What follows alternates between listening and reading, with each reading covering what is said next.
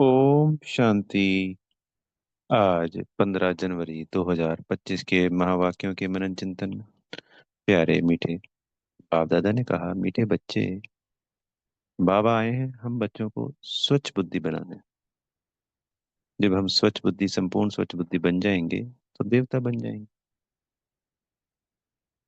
भक्ति में बुद्धि वैसे लगाई थी, पर वो रॉन्ग थी। भावना के आधार पर हमें भक्ति का फल मिलता है। जिस श्रद्धा, विश्वास, निश्चय, भावना के आधार पर भक्ति की जाती है, उसका फल हर बच्चे को अलग अलग मिलता है। यहाँ पे ज्ञान आ गया, और ज्ञान में सिर्फ बुद्धि, भावना भी, दोनों का काम होता है। भावना और ज्ञान, मन और बुद्धि बन के ही दिल बनते हैं। तभी बाबा कहते हैं दिल से करना है जो भी सेवा करनी है, बाबा को याद करना है।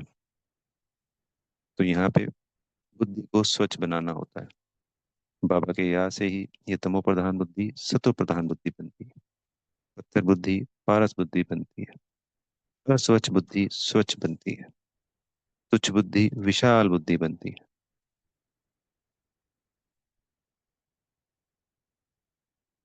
नॉर्मल बुद्धि दिव्य बुद्धि बनती है।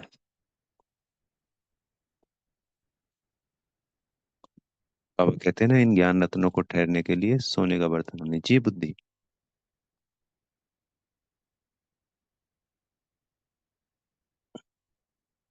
तो इस ज्ञान को धारण करने के लिए बुद्धि बल को स्वच्छ होना, विशाल दिव्य होना जरूरी है।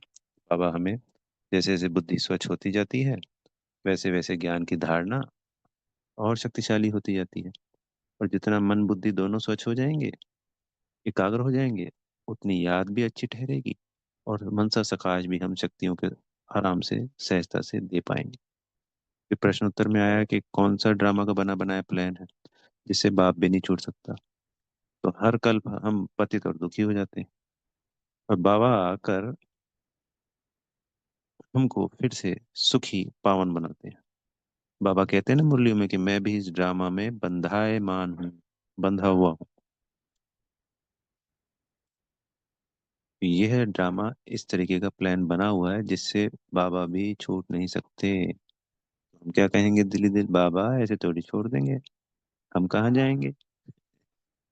आप ही नहीं आओगे तो कौन आएगा हमें पावन बनाने, हमें दुखों से छुड़ा। फिर आज एक और प्रश्न है कि पढ़ाने वाले बाप की मुख्य विशेषता क्या है। तो सबसे मुख्य विशेषता है निरअहंकारी। ये जो अहंकार शब्द है, ये देहभान का है। जब हम आत्मा का अभ्यास करेंगे और अपनी आत्मिक स्थिति में स्थित हो जाएंगे, तो हमारे अंदर भी निरहंकारिता पना आ जाएगा। ये जितने भी विकार हैं या गलत रॉन्ग शब्द हैं, ये सब देह से जुड़े हुए हैं, देहभान के हैं। जैसे ही आत्मा संपूर्ण अगर आत्मिक स्थिति में स्थित होती है, उसका अभ्यास पक्का हो जाता है, तो सारी जो आत्मा की गुण शक्तियां हैं वही जागृत रहती हैं। देहभान का कोई भी अवगुण हो ही नहीं सकता। तो बाबा का निरहंकारी होना, क्योंकि एक तो पतित दुनिया यानी कि एक राजा का दलदल में आ जाना, कीचड़ में आ जाना, इस तरीके के बराबर है बाबा का उस पतित तन में आकर हम बच्चों का कल्याण करना। तो जैसे कीचड़ में बदबू आती है, ऐसे इस पतित दुनिया में भी जो पावन आत्मा होगी उसको स्मेल आएगी। जैसे पावन आत्मा से खुशबू निकलती है, तो नेचुरल है पतित आत्मा से बदबू भी निकलती है। तो वो इस बदबूदार पतित दुनिया में हमारा निरहंकारी बाबा आता है, और बच्चे जाने क्या क्या 63 जन्मों में बाबा ने कहा कि मुझे डिफेम करते हैं, मुझे कहते हैं दुख देने वाला है, मुझे कहते हैं सर्वव्यापी है। और यहाँ पे भी आपने देखा होगा कई बच्चे क्या क्या गलत गलत बातें बोल देते हैं, फिर भी वो हर बच्चे का, जितनी भी संसार की संख्या है, सबका कल्याण करते हैं,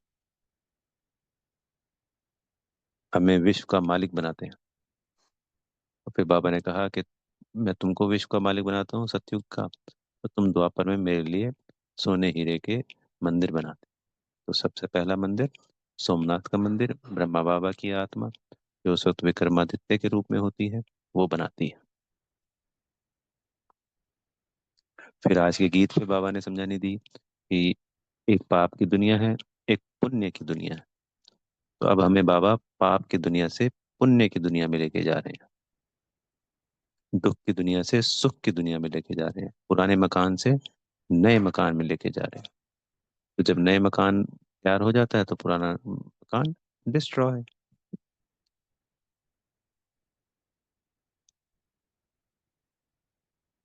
ये सब करते हुए भी 63 जन्मों तक हमने भगवान को नहीं जाना।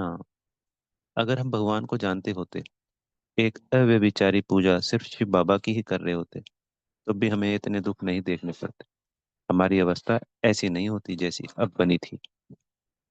चाहे हमें आत्मा का ज्ञान होता प्रॉपर, और चाहे हमें परमात्मा का ज्ञान होता, या हम सिर्फ एक की पूजा कर रहे होते, या सिर्फ शिव बाबा को ही याद कर रहे होते, इनमें से कोई भी एक बात हो गई होती, तो हमारी अवस्था बहुत अच्छी, बहुत ऊंची होती। दूसरा, एक तो पहले ही गलतियां कर दी, बेचारी की जगह वे बेचारी भक्ति कर डाली। मनुष्यों की पूजा हो रही है आज के टाइम में, गुरुओं की पूजा हो रही है, पशु पक्षियों की पूजा हो रही है, चौराहे की पूजा, अनेकों अनेक पूजाएं हो रही हैं। तमो प्रधान हो गई पूजा। फिर ऊपर से भगवान को सर्वव्यापी और दुख देने वाला। एक तरफ तो हम गीत गाते हैं कि वो दुख हरता सुख करता है, दूसरी तरफ उसी को दुख देने वाला कहते हैं। फिर ये भी सोचना चाहिए कि कोई पिता क्या अपने बच्चों को दुख देता है क्या? नहीं देता। तो वो पिता कैसे हम सबको दुख दे सकता है? अगर वो दुख देने वाला होता तो फिर उसको याद क्यों करते दुख में? क्योंकि दुख देने वाले को तो क्या किया जाता है? अपोजिशन किया जाता है। जैसे बाबा कहते हैं ना, एफिजी जलाते हैं रावण की, या किसी ने कोई गलत काम किया होता है या उससे दुख मिल रहा होता है तो उसकी एफिजी बना के जलाते हैं। भगवान की तो हम पूजा पाठ कर रहे हैं क्योंकि हमें उससे सुख मिलता है। पर यही पत्थर बुद्धि, यही अस्वच्छ बुद्धि है जिसको बाबा आकर स्वच्छ बनाते हैं। तो जितनी जितनी हमने गलानी की भक्ति के अंदर, उतनी ही हमारी बुद्धि तुच्छ, अस्वच्छ, तमो प्रधान बनती चली गई। तो भक्ति हमें वापस नीचे लेके आती है, खींच देती है, धरातल में ले जाती है। और ज्ञान हमें ऊंचा उठाता है, वापस उस धरातल से वापस आसमान की तरफ, आकाश की तरफ, हमारे परम धाम की तरफ लेके जाता है। क्योंकि भगवान को क्या कह दिया, कचमच में है, सर्वव्यापी है, कण कण में है।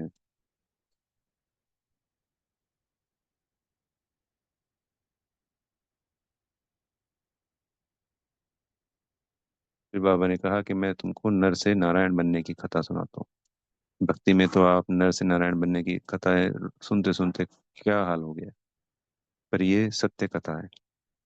कोई आपसे पूछे कि आपकी संस्था का उद्देश्य क्या है, तो बाबा ने बताया कि सबको बताना है कि हम यहाँ नर से नारायण बनते हैं, पतित से पावन बनते हैं।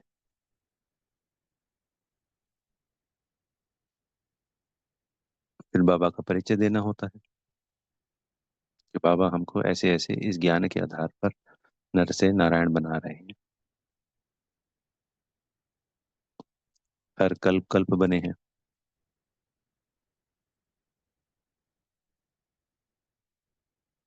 और ये लक्ष्मी नारायण बन के पूरे विश्व के मालिक बनते हैं, और वो भी स्वर्ग के।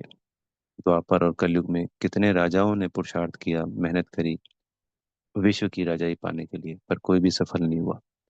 जिन्होंने भी बड़े भूभाग पे अगर राज्य किया भी, तो कलयुग जैसी संसार में। और कहाँ बाबा हमको सतयुग जैसी पूरी दुनिया का राजा बना देता है, और त्रेता का राजा बना देता है ना। वंडरफुल। तो हाँ, ये बातें, ये अलग अलग पॉइंट हैं, ये दूसरों को समझाने में भी काम आते हैं, और स्वयं के मनन चिंतन में भी हमारे को काम आते हैं। इन्हीं का हम मनन चिंतन करते हैं तो खुशी बनी रहती है, उमंग उत्साह बना रहता है। और इसी पॉइंट को करते करते फिर नए नए और पॉइंट भी निकलेंगे जो कि मुरली में नहीं है।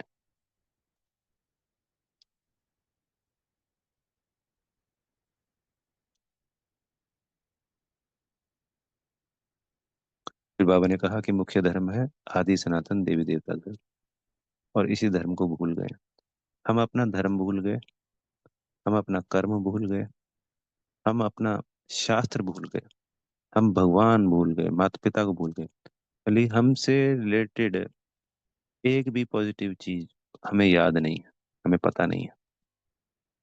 तो फिर क्या होना है? अनाथ हो गया ना। एक अनाथ जिसको घर का, माँ बाप का, कुल का, किसी का कुछ भी नहीं पता है, रोड पे भटक रहा है, तो उसकी क्या हालत होती है? तो वही हालत हम संसार में बाबा के बच्चों की हो गई। बाबा आकर हमें सनाथ बनाते हैं। घर, बाप, माता पिता, कुल, धर्म, शास्त्र किताबें, शास्त्र किताब हो गए ना जी, सबका ज्ञान देते, तो हम फिर से माला माल हो जाते हैं। आज के वरदान में बाबा ने हमें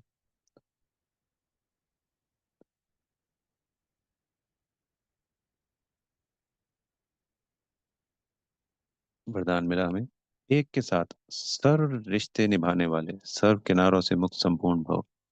बाबा ने यहाँ हमें समझानी दी कि जब हमारी संपूर्ण अवस्था होगी, तो जैसे हम हलवा बनाते हैं तो वो किनारे छोड़ देता है, घी छोड़ देता है।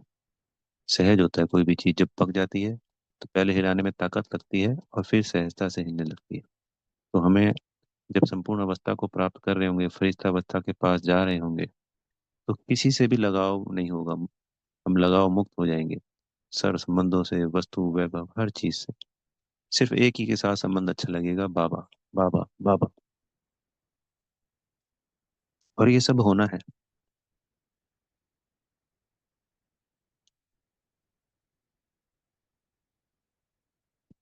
क्योंकि जो फरिश्ता होता है उसके पैर धरती पे नहीं होते, क्योंकि उसका गुरुत्वाकर्षण ऊपर की तरफ हो जाएगा, तो उसके सर्व संबंधों से लगाव मुक्त हो जाएगा। तभी फरिश्ता बन के उड़ सकेगा, हल्का ही तो उड़ता है ना जी। तो जैसे जैसे हमारी मंजिल पास आती जाएगी, तो हमारी बुद्धि का भटकना बंद हो जाएगा, स्वच्छ होती चली जाएगी। ये सारी बातें एक दूसरे से पूरक है। ये सब होना इसी ज्ञान, योग, धारणा और सेवा के आधार पर है, बाबा की श्रीमत को पालन करने से। तो इस वरदान को स्वरूप में लाएंगे और दिन में अनेकों बार इसको याद करें। फिर आज के स्लोगन में बाबा ने कहा कि स्नेह ऐसा चुंबक है जो गलानी करने वालों को भी समीप ले आता है। तो कोई हमारी गलानी कर रहा है और हम उसको स्नेह से उसकी तारीफ कर रहे हैं और उसको खूब स्नेह दे रहे हैं, तो एक दिन ऐसा आएगा वो हमारा हो जाएगा। और वो ऐसा पक्का होगा कि वो ऐसे लगेगा कि जन्मों जन्मों से सिर्फ हमारा ही साथी है, हमारा ही शुभ चिंतक है। जितनी उसने गलानी की होगी उतनी ही वो ज्यादा से ज्यादा तारीफ करेगा। इसलिए सभी को हमें मास्टर स्नेह का सागर बन स्नेह ही देना है। फिर आज की अव्यक्त पॉइंट में, मनसा सेवा के लिए मन और बुद्धि व्यर्थ से मुक्त होनी चाहिए। तो मन बुद्धि को मिला के एकाग्र करके हम मन मना भाव होते हैं, यानी कि दिल बन जाता है। तो दिल से बाबा को याद करना होता है। जो मन संकल्प ले रहा है, बुद्धि वही विजुलाइज करे, दोनों एक ही काम करे एक साथ मिलकर। तो इस शक्तिशाली स्थिति से मन और बुद्धि दोनों स्वच्छ हो जाते हैं, दिव्य पारस सब कुछ हो जाता है। फिर वो एकाग्रता की जो शक्ति है वो वहीं से जागृत होती है, जब मन और बुद्धि एकाग्र होकर दिल बन जाते हैं। तो सदा सदा के लिए व्यर्थ मुक्त हो गए। फिर बाबा की याद ठहरने लगती है, मन और बुद्धि दोनों शक्तिशाली हो गए। तो ये शक्तिशाली मन बुद्धि यानी दिल बेहद में जब शक्तियां फैलाता है, तो उसका प्रभाव ज्यादा दिखेगा। शक्तिशाली शक्तियों को देना सहज आसान हो जाएगा। एक ही जगह बैठकर घंटों घंटों हम ये सेवा कर पाएंगे। तो चाहे बाबा की याद है और चाहे शक्तिशाली किरणें फैलाना या शक्तियां देना दूसरों को, वो भी एकाग्रता यानी मन बुद्धि का व्यर्थ मुक्त होना सदा सदा के लिए। वही अवस्था हमारे को स्वयं को शक्तिशाली बनाता है और दूसरों को भी शक्तियां देने के निमित्त बनता